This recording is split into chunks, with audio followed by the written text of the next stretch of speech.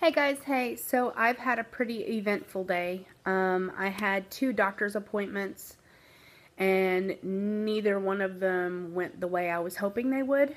I'm gonna try really hard not to just lose my shit like immediately. Um, so the first one I had this morning was with my the plastic surgeon lady that was going to be working with Dr. Rollins.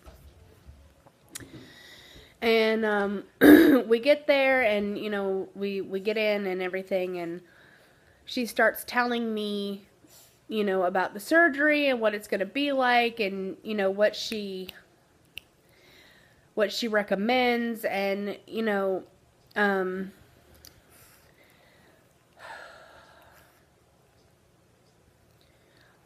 so Dr. Rollins, which is my primary physician, that has done all my surgery so far, he is completely on board, is ready to remove the arm skin. But being 294 pounds, which is what I weighed in today, being 294 pounds, she told me that the the panaculectomy and the arm is completely different. Like the way things are shaped, the tension, the way, how when you move, it's completely different than getting the large amount of skin pulled off for the panaculectomy. So, having said that, she talked to me for about an hour. I mean, she was like, okay, we'll do it, no problem. This is what you want. But she said, now listen, you will require a second surgery. She's like, what we can give you right now is not going to look good. It's not going to be long lasting. She's like, I can tell from the type of personality you are. I can tell from, what Dr. Rollins told me about you. I can tell just by meeting you and talking to you that you are going to continue to lose weight. You're going to be building muscle. You're going to be doing all the things that, most bariatric patients tend to do, which is, further contouring your body. She's like, so what she is willing to do is take off just here, whatever's hanging, the least amount of tension, because, and I'll get to all this, okay, so they weren't going to touch this, and they were only going to take off from here to here, okay, so they were going to make a small incision here and kind of tighten that up just a little, and just remove from here to here, so it would start here, and it would taper to about right here, because the risk of infection, the risk of pulmonary embolism. If you don't know what a pulmonary embolism is, that is a blood clot.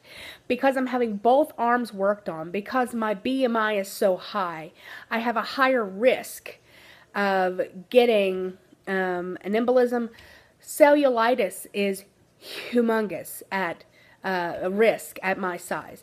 Even though I've never had it before, even though I've never had cellulitis before, she said, the issue that she sees, that, she's like, if I had a crystal ball and I could look into the crystal ball, she's like, what I am afraid of is that we will give you this minimal surgery and you're going to end up with the incision falling apart. She told me, and she was super nice and super intelligent. She's a lieutenant colonel, so she's been in for a really long time.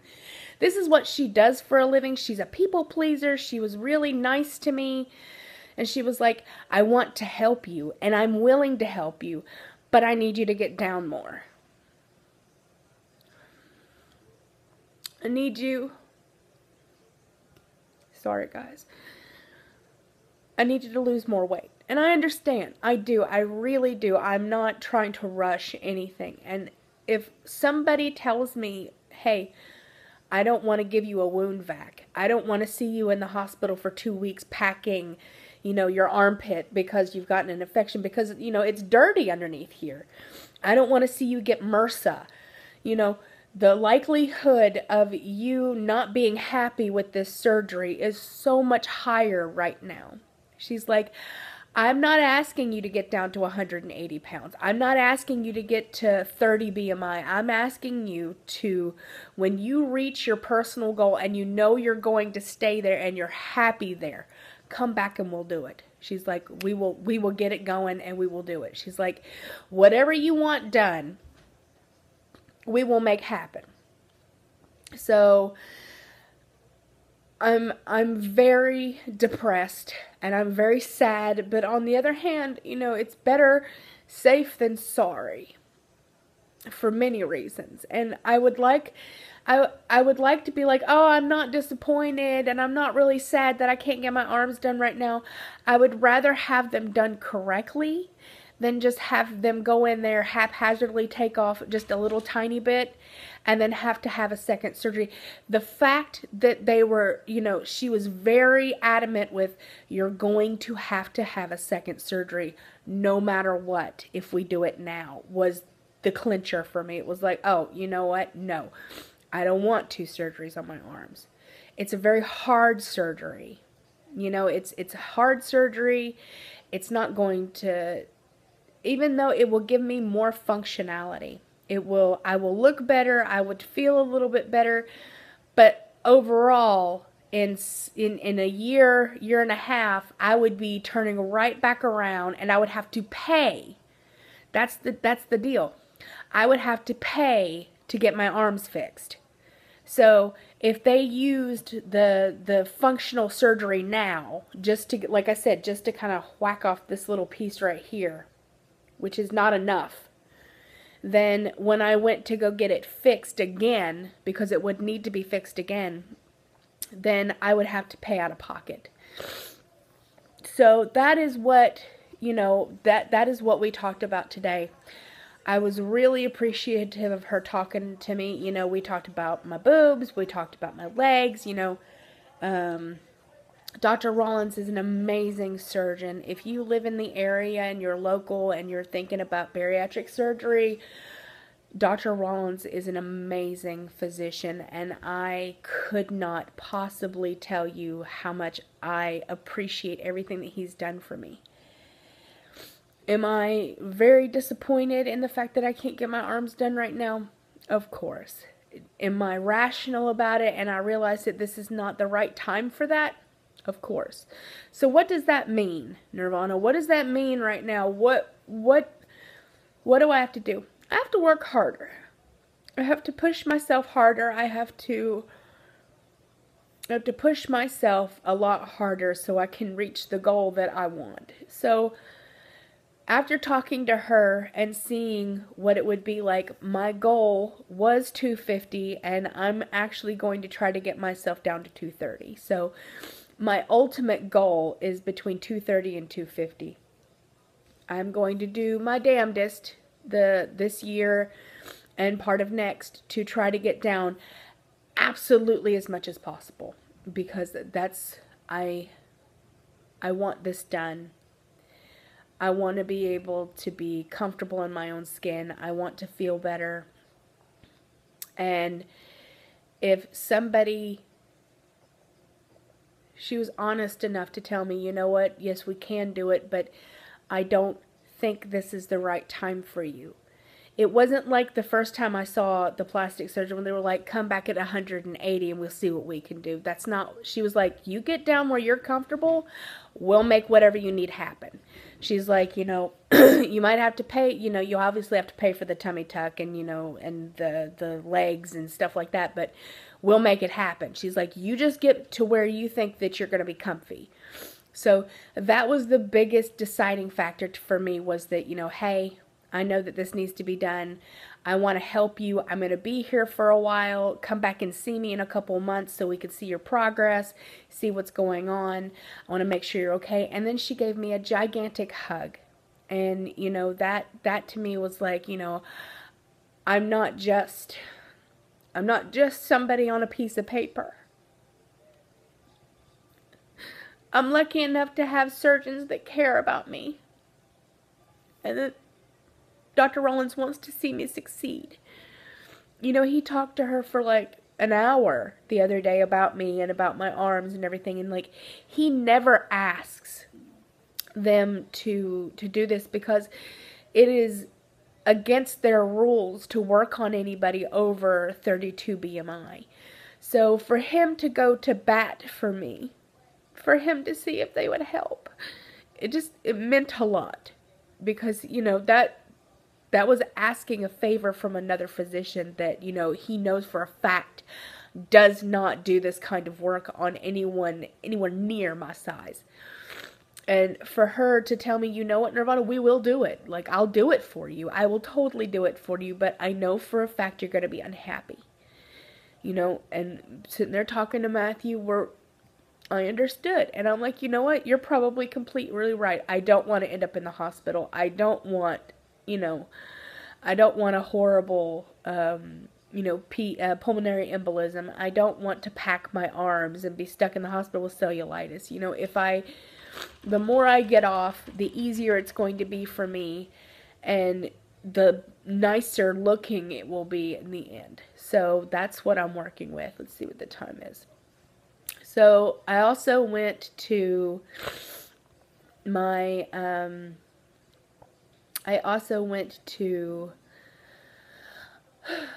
gynecologist, my OBGYN. I am not pregnant, which we already kind of knew that. All my tests came back great. You know, all my levels pretty much are up where they need to be, except for one. I don't remember the really name of it, but it's kind of an indication of how many eggs you have. And it was a little low. He ordered me Provera again and Clomid. So Clomid may or may not give me multiple pregnancies. He says it usually takes about 2 or 3 cycles before if it's going to work. But I'll only have to take the Provera one time because the Clomid will help jumpstart my periods from then on. So we will be starting that on the 24th. On the 24th, I'll start Provera again, and then I'll be crazy for 10 days, and then I'll have my period, and then we'll start the Clomid, and then we'll try to get pregnant. So in the next 3 months of mine and Matthew's life, we are actively going to be trying to get pregnant. So I think that is why God put it in that I was not getting my surgery right now, is because the way things are supposed to be going is that I'm supposed to be trying to do this instead. So one door opens, something else, you know, I mean, one door closes, something else opens. So I'm very much like that. I believe in that wholeheartedly, you know, just like Matthew's surgery did not happen. It probably happened for a reason, because you know what? I needed him today. Speaking of needing him today, he took me to get my nails done. So I absolutely love them. I think they're beautiful. They're a lot prettier in the light. He got my toenails done too. They're the same color as this. It made me feel really special. It made me feel good about myself. So that is what happened today, and I'm just really sad and just feeling kind of down on myself, and I will end up going to the gym and crushing the hell out of some cardio today. The lady I lift with, my toes are still wet, so she's not going to be there while I'm there right now. So I'm going to go a little bit later. So you guys pray for me.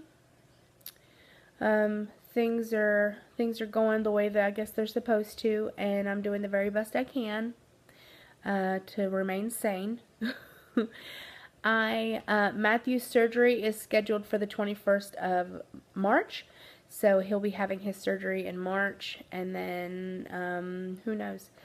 I love your beautiful, gorgeous faces. I hope everybody's having a wonderful day.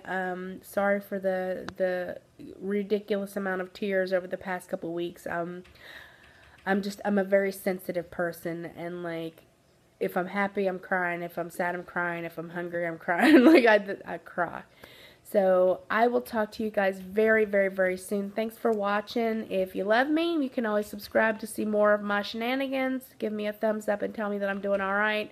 And comment if you feel like it. Bye.